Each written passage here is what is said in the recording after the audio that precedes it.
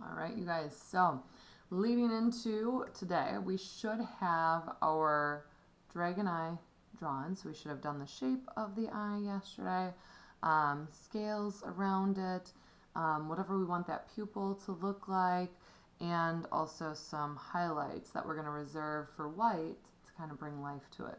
So if you did not finish your scales yet, that would be the next step to continue on with today, to finish building those scales on oats. Sorry. So you can see, like, I've still got some room to be adding more to mine out here. So I would be doing that first.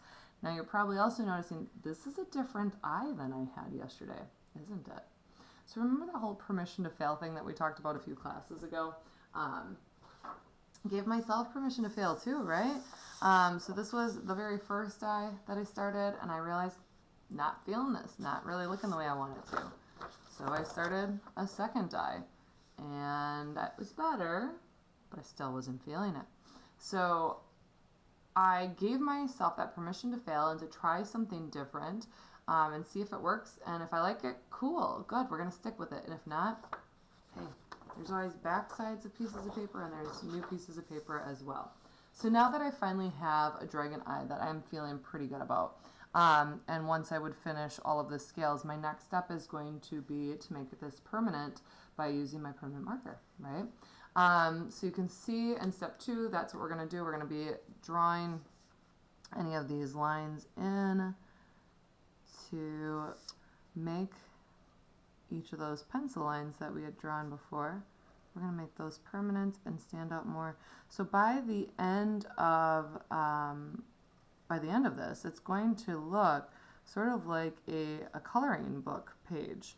So the white paper with the black outlines, and that's what we're going for. So take your time, go nice and slow with this, and you can see I've been using some different techniques. Like in step 3, it says, to add visual interest, make some marker lines 2 or 3 times as thick as others to add depth and interest. So I'm doing that here as I'm going between these kind of circular scales that I've got going on. I am actually sort of coloring in the background, adding some depth to it by shading those areas in black. And then another spot where I've been working on this too, you can notice here's the width of the line, but notice as we come around to this edge how it gets twice, and even in some spots almost 3 times as thick. And that's just going to help add some visual interest to it as well. I might even go a little thicker in some of these spots. So play around with adding various thicknesses to your Sharpie, to see what that does, because it's going to really make it pop, give it some oomph, right? You may also choose to color in with Sharpie your pupil at this time too. Just be careful. We want to make sure we're reserving those highlighted spots. We want to keep those white. So just be careful of that as you're going. But yeah, I would just go ahead and color that on in too.